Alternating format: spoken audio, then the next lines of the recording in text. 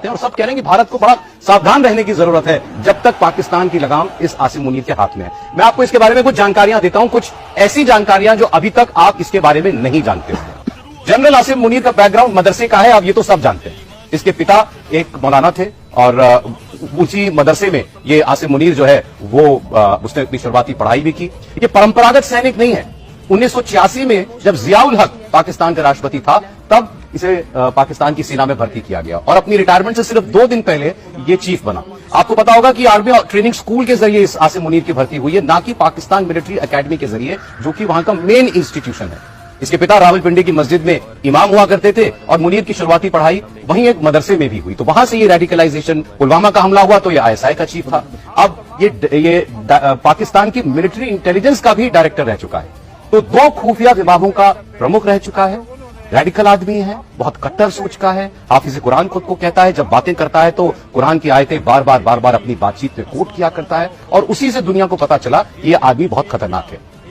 अब आपको बताते हैं कि इतना खतरनाक क्यों है। क्योंकि ये समझौते पर यकीन नहीं करता, ये सिर्फ और सिर्फ लड़ाई और जंग में यकीन रखता है और भारत के साथ तो हर वक्त। आईएसआई और मिलिट्री इंटेलिजेंस का चीफ रह चुका है, जैसे मैंने आपको बताया। पुलवामा का हमला इसके आईएसआई चीफ रहते हुए ही हुआ था। तो उस लिहाज से पाकिस्तान का जितना आप समझिए कि खुफिया तंत्र है, उस पर इसकी बहुत मजबूत पकड़ है। तो ये जनरल मुनीर क्यों आज तक का सबसे खतरनाक पाकिस्तानी जनरल माना जा रहा है? He is perhaps the most dangerous army chief Pakistan has had. बिल्कुल, आपकी जो आंकलन है और आपने जितने डिटेल्स आप सबके सामने रखे, मैं उससे पूरी तरीके से सहमत हूं। और इसमें मैं कुछ और चीजें ऐड करना चाहूंगा, जिससे हम जब किसी अपोजिशन जनरल को पढ़ते हैं तो उसके हम देखते हैं कि उसका ऑपरेशनल एक्सपीरियंस कहां ज्यादा रहा है। दूसरी चीज ये है कि जैसा आपने बताया, इसकी जो पकड़ है और ये आईएसआई चीफ रहा, 2 इसने अपॉइंटमेंट्स करे हैं, तो जितने भी बहुत उनके काफी साठगांठ है और अच्छी पकड़ है। इसकी काफी पकड़ भारत में जितने ये कोलैबोरेटर्स हैं या स्लीपर सेल्स हैं, उनके ऊपर भी इसकी काफी पकड़ है। शादी में से है कि मर जाऊंगा लेकिन सरेंडर नहीं करूंगा, पहली बात।